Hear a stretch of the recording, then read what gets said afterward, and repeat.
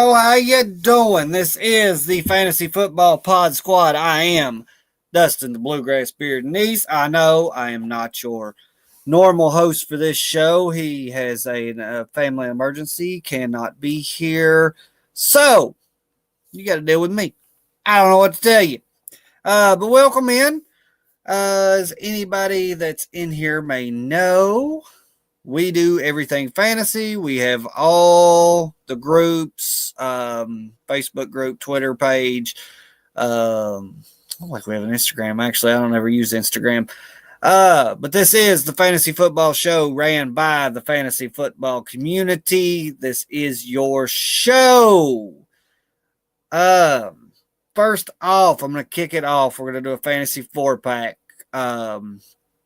Thursday night football kicks off in just under an hour, roughly. So, who scores the most points in this game? I don't know.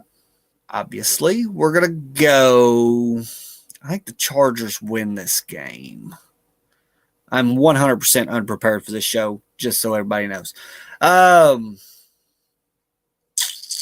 So, I think the Chargers win this game against the Vikings. Justin Jefferson's probably going to score a lot of points, but does he score the most? I'm going to go with Jefferson. I think Jefferson's due for a big game. Jefferson's going to score the most points in this game. I know. Easy take. We're going to roll with it, though.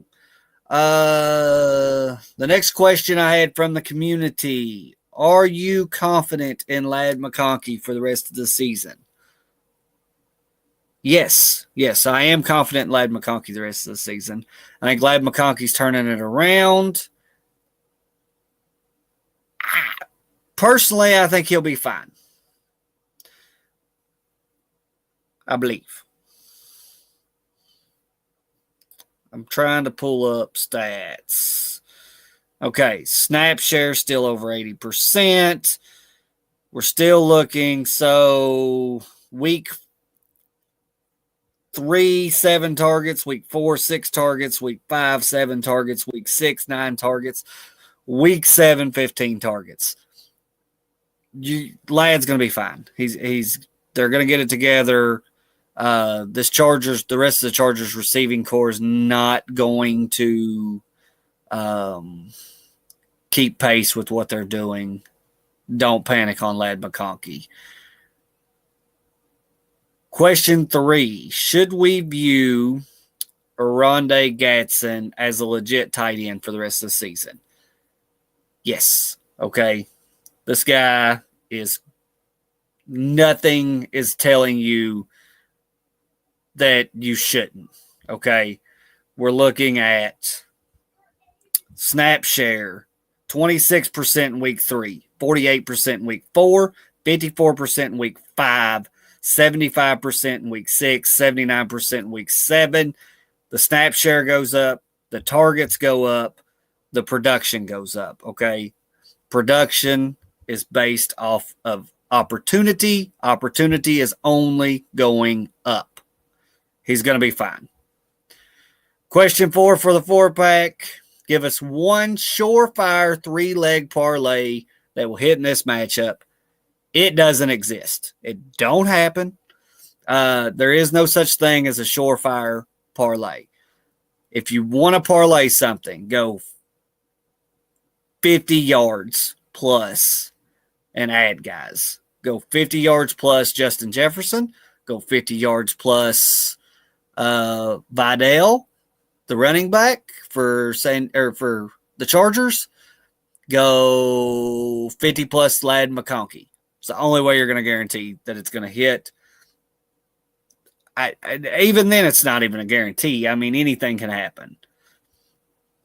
But yeah, that's my thoughts on Thursday night football.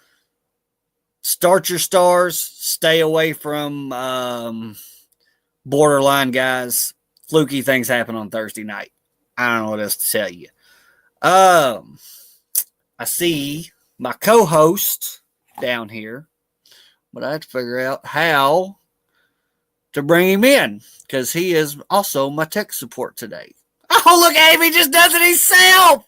I told you I could. My God. Well, I forgot. Okay. You ever forget it happened to me? What are you doing, buddy? Oh, nothing. Just got done with the boys' taekwondo, so up here talking to you now. So I guess we're doing fantasy football tonight? We're going to do fantasy football.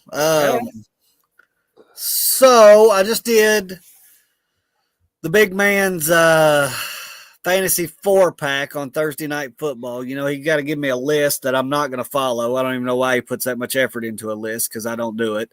But anyway, what do you got on Thursday night? Is there anything specific you're watching? Like just from a football fan standpoint, what are we watching here? I mean, for me, Thursday night, what is it? Chargers and Vikings, right? Chargers and Vikings, yes. I got to see if the Chargers offense can still kind of keep it up with McConkey and Herbert and Vikings. I don't even know what to think of the Minnesota Vikings anymore. Oh, it's a fire sale at this point, it seems like. Is JJ back yet, or what's going on with that? I don't know. Okay. I don't know. Great show we're having. Listen, you know I'm well prepared for everything I do. I don't sit in the host stand for a reason, Patty. Let me take a look, see at the Minnesota Vikings. JJ McCarthy, Carson Wentz is probably going to get to start again. The only really good thing that they got going for him is Justin Jefferson. Jefferson's a go. Yeah. Has Adam Thielen done anything since he's been on the team? No. Okay. And then they got what? Jordan Mason as running back? Yep. Yeah. I don't like Minnesota. I never did like Minnesota. I'm sorry. It's nothing personal to them. It's just, I think they did some people dirty. I mean, I think they did Kirk Cousins dirty. I think they did Sam Darnold dirty. And, now we're here and they're kind of living with it. I got no argument against it. I mean, I don't know. Like Minnesota's been kind of one of those teams. If it ain't Jefferson, I've tried to stay away from all year. So, yeah, that's such a hard one. Well, that and what? Let's see here. So, Alt's questionable for the game coming up for the Chargers. Tackle, God, their whole offensive line looks like it's questionable. Well, at least they got some. I'll tell you what, the one that kind of really, Justin Herbert. What do you think about Justin Herbert so far this year, fantasy wise? I mean, Herbert's he's somebody that you can rely on. Like he's going to hit 15, but I don't feel like he's a guy that you're going to expect to go off and give you 30, bring you back if he's on Monday night and that's all you got, and you're down 27 points, you're not feeling very confident. Like. He's never going to be a Josh Allen, a Lamar, somebody that's going to give you a ton with his legs. Like he's got the ability, but he just doesn't do it. Yeah.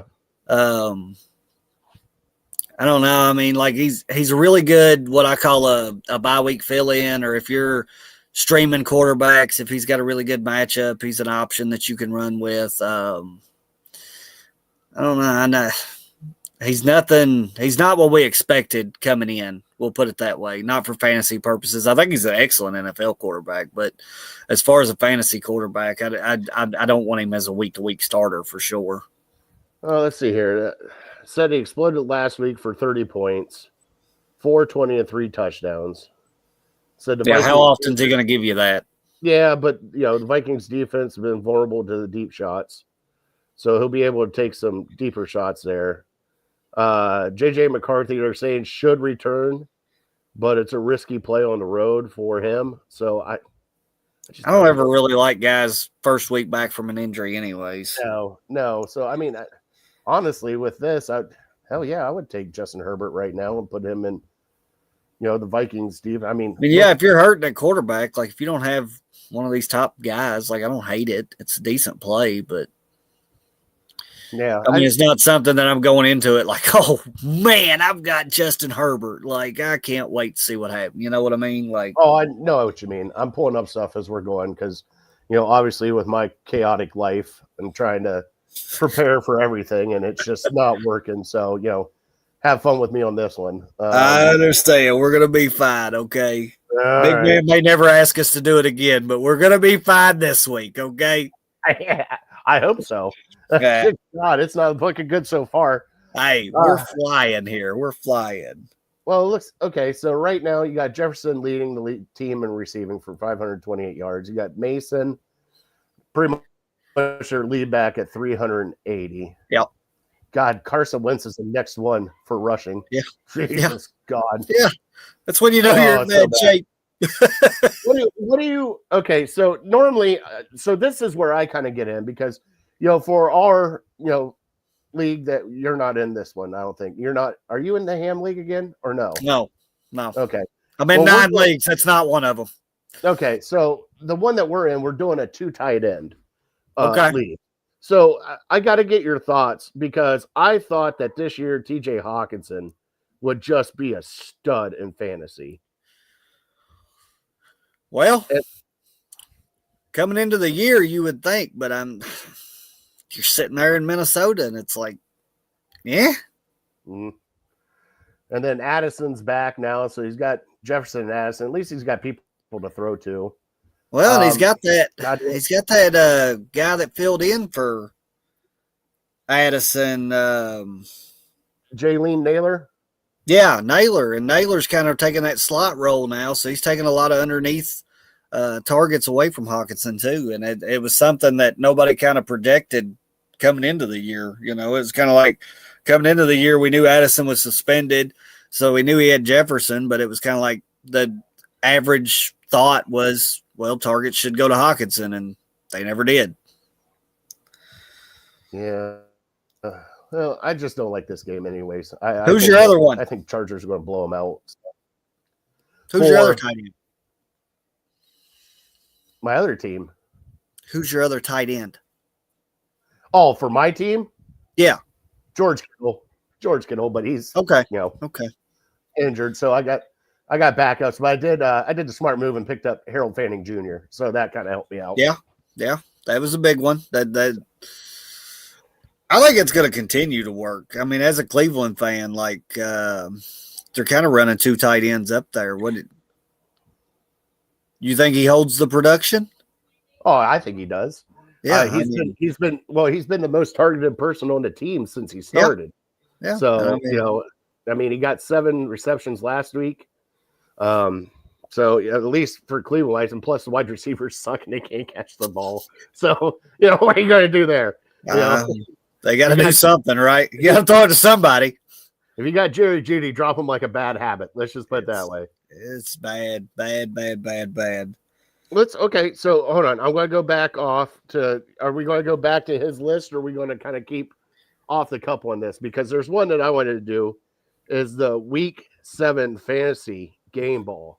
Okay, what you got? And for me, hey, being a Browns fan, give me that Quinshon Judkins, 3 tutties. Absolutely. 3 tutties. Also, got to throw somebody else in there too. What was it? Devontae Adams going off for. Yeah, Adams went nuts. Jesus God. But for Adams me, being a Browns fan, I gotta go with Quinshon Judkins. Adams went absolutely nuts. Okay, so you got Judkins. Mine, I'm trying to pull his stats up here so I don't screw them up. And you tell me if you know who I'm talking about. Okay, mine, 17 carries, 136 yards, and 2 touchdowns. Add in 3 catches for 82 yards, giving you a total of 36.8 fantasy points. Primetime game. That was Bijan? Nah, you close. Ugh. It's Jahmyr Gibbs, baby. Oh, Detroit. Yeah, he did have a game. Yeah. I completely monstrous, son. Yeah, that's. And the bad thing is being a betting man that I am, I had David Montgomery, and that really bit me in the ass on that one. Well, that didn't work out. That's okay. I'm close. They don't work out all the time. So far this year, let's get into it because you got to school me on this. We're definitely going off now. quarterback wise, obviously you got Patrick Mahomes, you got Josh Allen are going to put up big numbers. Lamar Jackson's been hurt. Right. Who's been your surprise fantasy football player this year so far at quarterback position? Quarterbacks? Yes. So there's been a little bit more of a negative toward Daniels that has surprised me. Michael Penix has had a really good year. As far as the NFL, but I don't think he's really done a ton in fantasy. Jordan Love's sitting at the 15th position in fantasy. That kind of surprised me because you're kind of looking.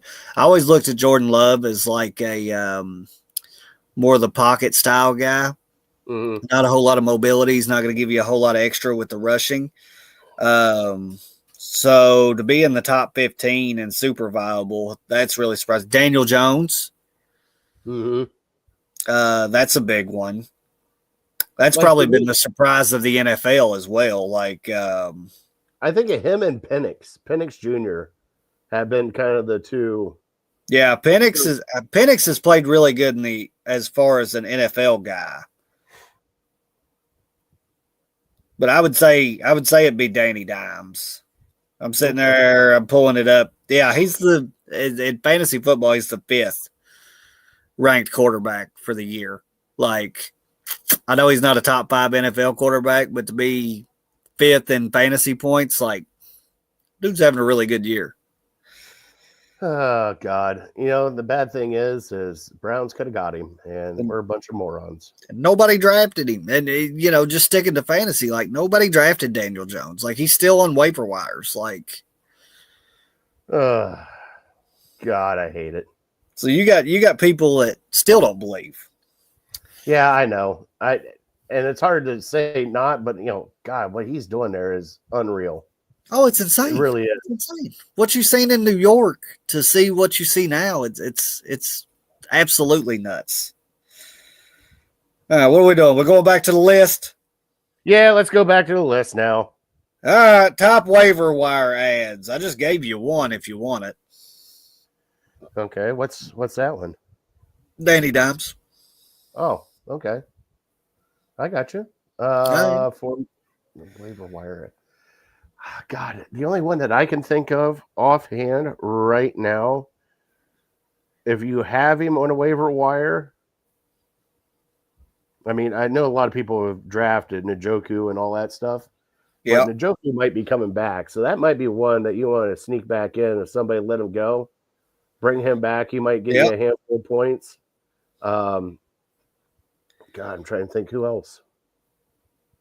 See, this is why I don't look at the waiver wire that often. Let me go to my waiver wire and see what the hell this is not my forte. This is my That's okay.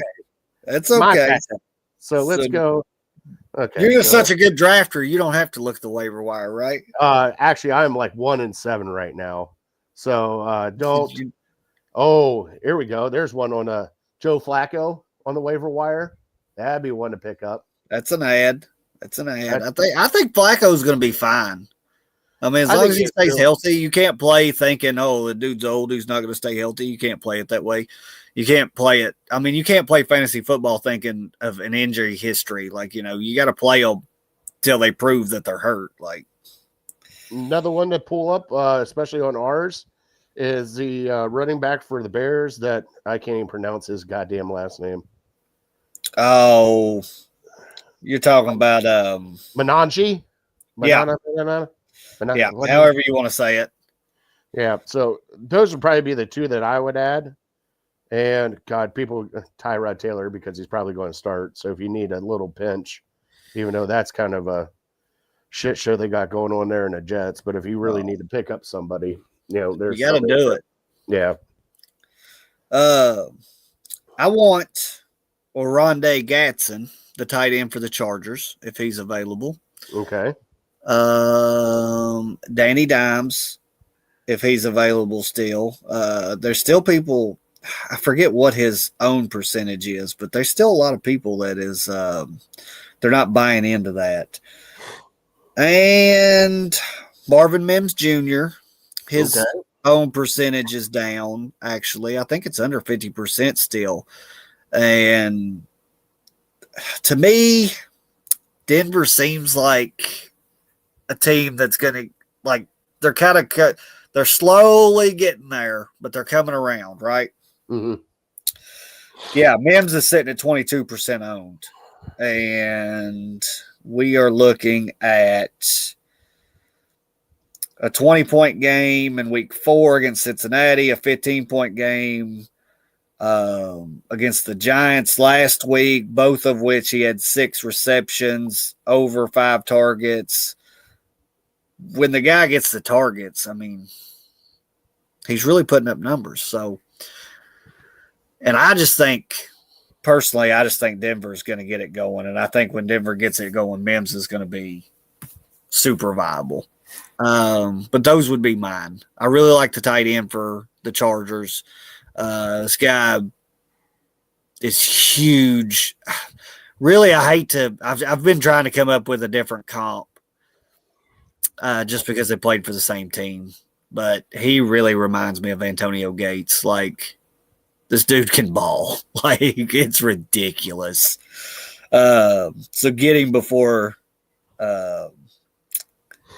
he gets scooped up by somebody else. Mm-hmm. All right. We got 5 questions from the Fantasy Pod Squad.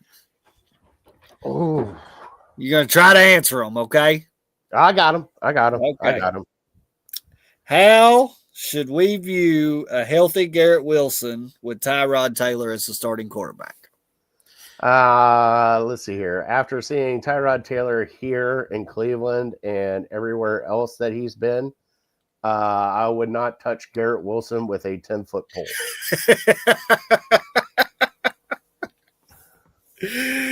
I like it. All right. For me, you've got a lot of draft capital invested in Garrett Wilson. You can't run your team based on the draft capital.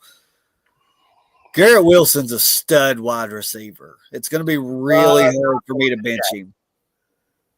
But not for the Jets. Yeah, with Fields, it's rough.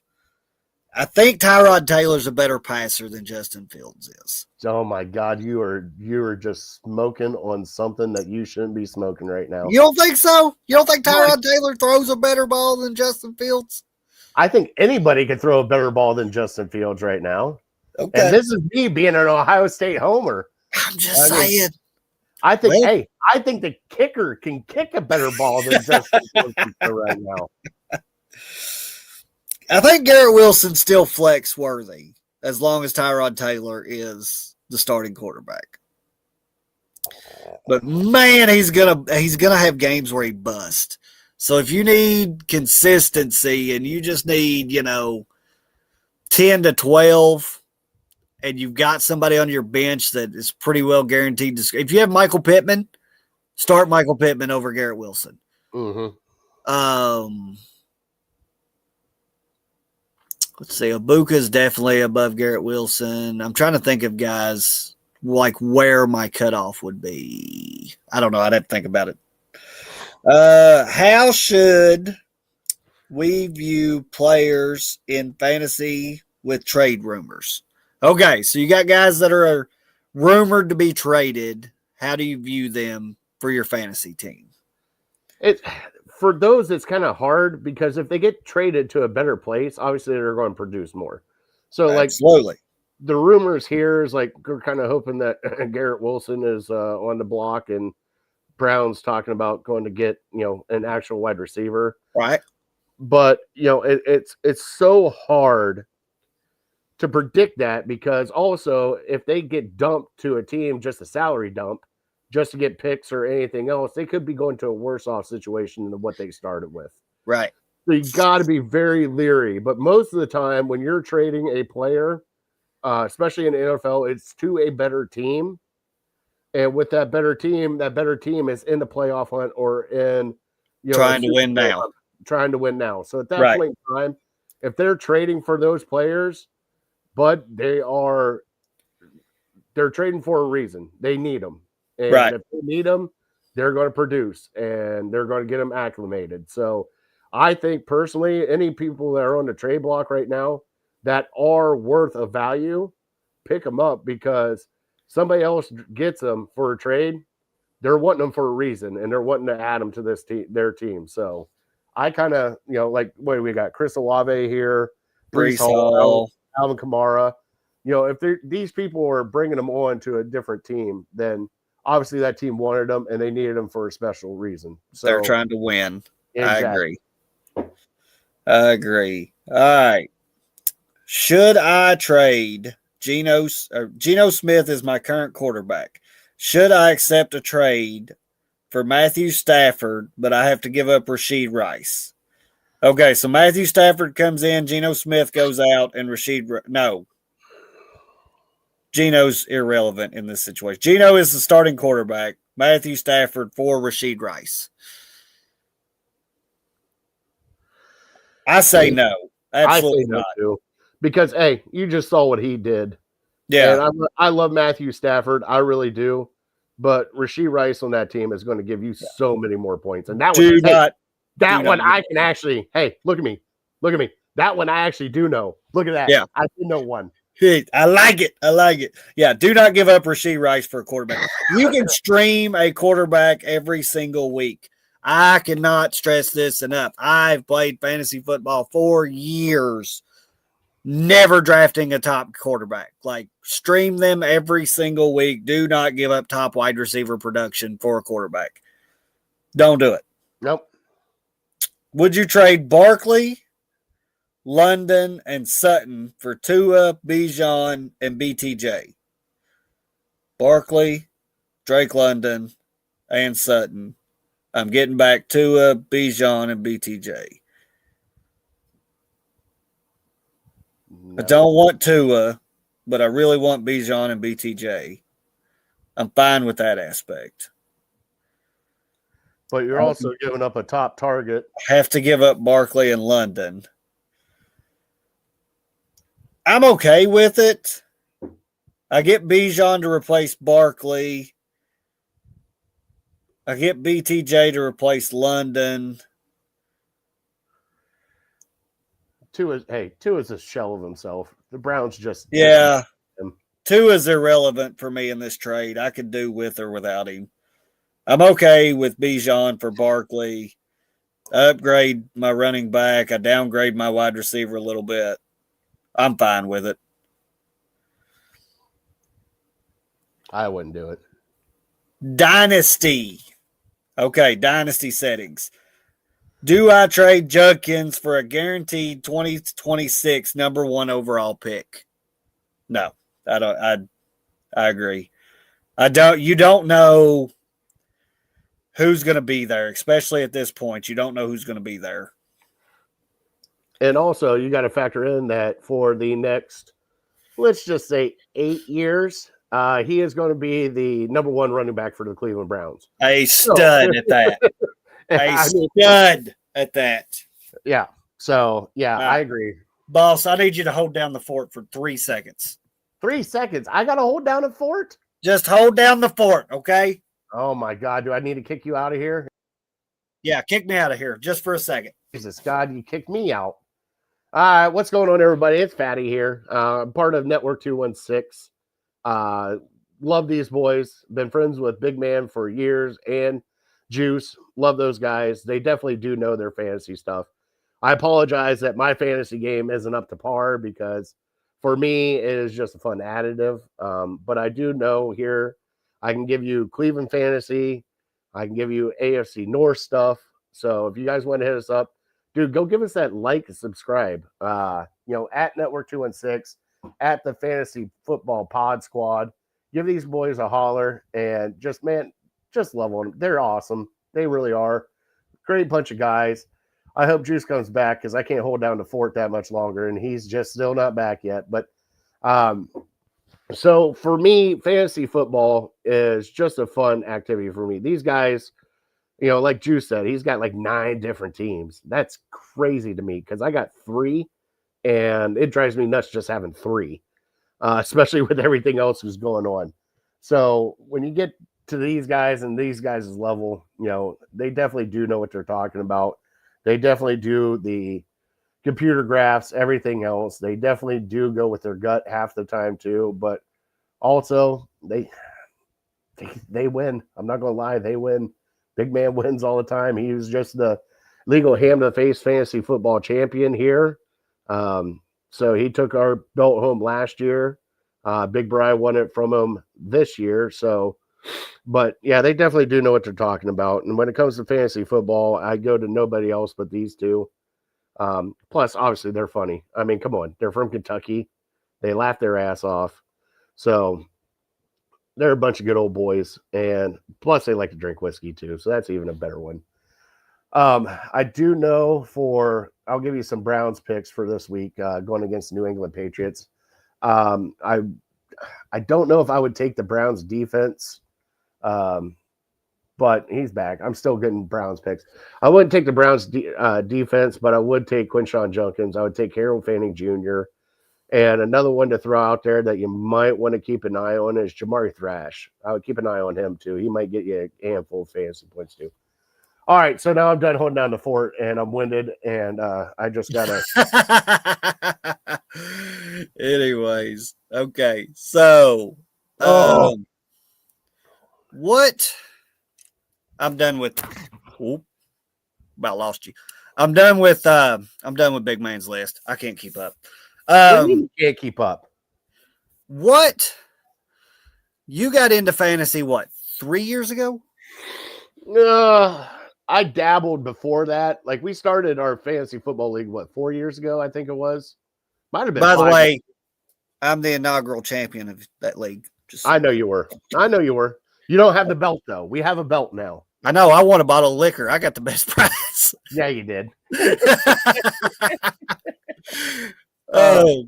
Yeah. So 4 years ago, you started running that league. Mm-hmm. What? As somebody that gets into it, what was the biggest curve for you? Biggest curve was the waiver wire was the biggest curve. And also, especially when we do our league, because ours is a novelty league. Right. And that's on his list right here. So every year we have a wrinkle in our league, whether it be like the 1 year we did the Vampire League. Yeah. Another year we did the Superflex. Like this year we're doing a 2 tight end league. So every year there's always a wrinkle in our league. And with that wrinkle, I do have to say though, I was very close to winning the Vampire League. You were? I do remember. God. I was still in it when we did the Vampire. Yeah, the Vampire League. If anybody has any questions about that was my fun part. But doing fantasy for us is it's fun, especially with the group of guys that we're with, because everybody kind of talks shit to each other. Yeah, that's absolutely the best part. Guys that play in leagues where they don't know anybody, like I don't understand how you do it. Like I know you guys do like big money leagues. I don't know. Yeah. I don't know if I could actually do a big money league because I'd probably pull my fucking hair out, especially like, well, I'm just saying this year I drafted Joe Burrow. Yeah. I drafted Joe Burrow injured. And it's like, there's my stud quarterback gone for the year because of this. And I'm like, I just lost, whatever it was, like $50 because of it. Yeah. So I do 4 money leagues, 2 dynasty leagues, and then that gives me 3 novelty for fun leagues, basically. Okay, now you got to explain to me. So dynasty league is pretty much like you are drafting like an NFL draft. You're drafting your team and you're keeping that player, right? Yeah. So dynasty, if you start a dynasty league right now, it would be exactly like your league at draft time. So you draft everybody, a pool of everybody. So coming into next year, I will only draft rookies. So I'm in year 5 of one dynasty league. I've had the same exact team, except I sprinkle in rookies. Okay. Every year. So I have I think that league, we do 4 rounds in the rookie draft, and it's just like the NFL draft. So it's only rookies that are involved. Instead of snaking around, it's a straight draft. So you go 1 through 12, 1 through 12, 1 through 12. The draft order is determined by the previous year's record. and you just kind of sprinkle that in, drop some older players, drop some guys that you missed on, sprinkle in rookies every single year. Okay. So it's pretty much being a GM. I mean, yes. You're pretty much a GM. Yes. And you're trying to, predict what rookie is actually going to do good next year. And yes. Okay. All right. Yeah. And you can trade draft picks out of the rookie draft to kind of get win now guys and sacrifice your future. You can make those decisions. You can sacrifice your right now, set up with super draft capital. I'm one of them dynasty leagues. I've got 3 first-round picks in this next upcoming rookie draft. So I've traded away quite a bit of, I'd say, older talent for future draft picks. And now it's come to the point where I'm going to have to hit or I'm going to be in bad trouble. Now, every year, does it pay the same? Is that a money league or? Yes. Yes. So that one, you pay $75 to enter every single season. And then at the end of the year, depending on, the champion takes a certain percentage out of it. Second place takes a certain percentage. Third place usually gets their money back, and the most points scored for the year gets their money back. Okay. All right. That sounds awesome. I could do that. Dude, the one I'm loving right now is this best ball because I don't have to do shit. And I'll be honest with you, I freaking suck at best ball. I can't do it to save my life. Like, I am terrible at it. Like, I keep doing it because I'm like, it's going to be the year. Nope. Never works out for me. Never works out for me. I got a whole bunch of free tickets on the DraftKings best ball. So I got 3 teams right now that are in. I'm being dead serious. First, second, and third on 3 of the teams. And I'm just sitting there watching. I'm just going like this. I'm like, and I don't even know what I did. But I know it's working. It's working fabulously. So, all right. So the waiver wire was a big one. What else curved you when you first started fantasy? Getting the wide receivers right. Especially and running backs too. Especially like my first draft, when I did my first draft, especially now that things have changed, because sometimes taking a quarterback earlier will help you out, especially a certain quarterback, whether it be Lamar Jackson or, like I say, Daniel Jones now. But that was always weird to me because I would always have people come back to me and be like, why'd you draft this person here? I'm like, well, I liked him. Right. They're like, well, you could have picked him up 2 rounds later. I'm like, well, I don't give a shit. I liked him right there. Right. Like, I got him. So it's one of those ones where I had to learn to kind of a couple players. I have a group now, a group system. Yep. Where I'm okay with like a group of these players. If this one's off the board, I'm still okay with this player. Yeah. And I'm still you're staying in the tier. Yeah. Top tier, next tier. So I tried to do that, but also the one thing I did find out though, and I'll explain this with the Vampire League. The one thing that I did, and I did well with our Vampire League, is one. If everybody's ever done a Vampire League, I chose myself to be the vampire. Okay, it wasn't like it was a draw of the hat. I wanted to be the vampire, and I don't know if anybody knows how to play that league. But pretty much everybody drafts except for me. Yep. Except for the vampire. And as soon as that draft is over, the waiver wire is locked down, and I get to pick my team after everybody's picked. Yep. So as you go through that and you start picking people after everything's done, I found out rookie wide receivers, huge help on that. All right. Backup running backs. Okay. Somebody doesn't. If somebody has especially a double-headed sword, like let's say Derrick Henry goes down and you ended up with, their backup. Yeah. I can't remember his name. So get some backup running backs. Try to get the most consistent quarterback you can get. Okay. Yep. Doesn't have to be perfect. And then once you start piecing that together and you start to get a win, once you get one win, okay. You steal somebody's player. And at that point in time, you snipe the best player on their team that you can. Yeah. Now, for me personally, it was never quarterbacks at the time. I went running backs first because my running backs were horrible. So I started sniping running backs. I got Josh Jacobs. I ended up getting somebody else. And then I started to piece together other things that I needed. I needed a star wide receiver. And then that. But the thing is, there's a trick to this because some people, when we did this, there was some collusion. And I'm not naming names, Big Bry. But I was kicking the shit out of somebody. And the 4 o'clock games come around. And there might have been a text message from our league commissioner to somebody who said, hey, you're getting your ass kicked. Bench this one. He goes, you might want to bench this guy or he's going to snipe him off. And it was Travis Kelce. And I was pissed. And not like a little bit pissed. I would, because that cost me the championship right there. Oh, yeah. Big bad. I was just so pissed off. So watch out for, douchebags like that do that to you. I still call collusion. I still give Bryce shit all the time about that. But those are things I had to learn. And like defense and kicker, I'm not, you can kind of choose defenses and kickers. Yeah. Sometimes you get one. But that was kind of the hardest thing for me was kind of defining best running backs and best wide receivers to kind of get that were consistent. Where to take them. Yeah. Yeah. Okay. I was just kind of curious, somebody that hasn't been doing this for years and years and years, like what the aspect was.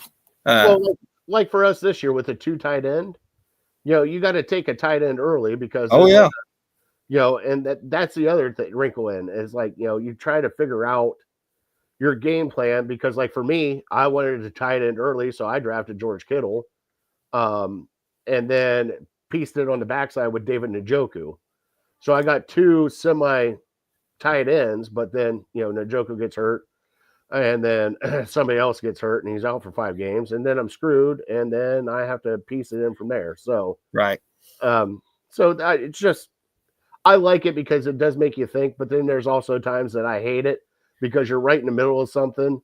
And then you got I got to check my lineup. Yeah. I got to watch this. I don't know how many times I've left somebody in that got hurt because I was on the golf course and I forgot to go look, make sure like they were questionable and I forgot to go check. Or even like you have a brain fart and one of your teams you don't even check and the one guy's on a bye. It's like, why did you do that? Yeah. Why'd I do that? All right, we're going to do buy and sell. I'm going to give you some names. You're going to tell me if you're buying or selling them the rest of the year. I'll give you my answer, and then we're going to go home, okay? All right, sounds good. All right, Sam Darnold. Buying. Buy, absolutely. Caleb Williams. Buying. You're buying? I'm selling. Yeah. I thought Caleb Williams was a bust coming out of college. I still think he's a bust. All right. Kenneth Walker. I hate to say this, selling. I thought he would be good. I'm going to buy. If I get the right price, I'm going to buy. I still believe Kenneth Walker's a really good running back. I think I'm close, but I think I'm buying. Jordan Mason. Selling. I agree. I'm selling. Is Aaron Jones coming back this year? I don't know. I don't know either. I'm selling either way. I don't care. Travis Etienne. Buying. I like what they're doing with that offense. Okay. I think I'm going to buy too. I think coming into the year, everybody's worried that the Jags were going to be like a 3-headed rotation, and I don't think they're going to do that. And I know Trevor Lawrence trusts Etienne. So if I can get a starting running back that has a majority snap share, I'm buying. Okay. Rondé Gatson. Well, you said that you're buying, so I guess I got to buy too, right? I'm buying the shit out of him. I think he's a stud. Right. Jameson Williams. Too inconsistent selling. Yeah, absolutely. Jameson Williams reminds me of a poor man's Deshaun Jackson. Yes. If he doesn't hit the big play, you're not getting nothing out of him. Yep, I agree. Xavier Worthy. Selling. Sell. Absolutely. We just talked about it. Rashid Rice come into this offense. He's going to be the number one guy, and everybody else is going to be hit and miss every single week. A.J. Brown. Selling. I don't think they throw the ball enough. They don't throw the ball enough consistently. Mm-hmm. It's 1 week they throw the ball and both of them light it up. 1 week they throw the ball and one of them lights it up and the other one doesn't. another week they don't throw the ball 12 times.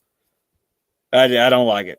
Mm-hmm. Darren Waller, I think he just went on IR. You better be selling. But definitely selling his ass. Yeah, I think this went on the board before the IR news come out.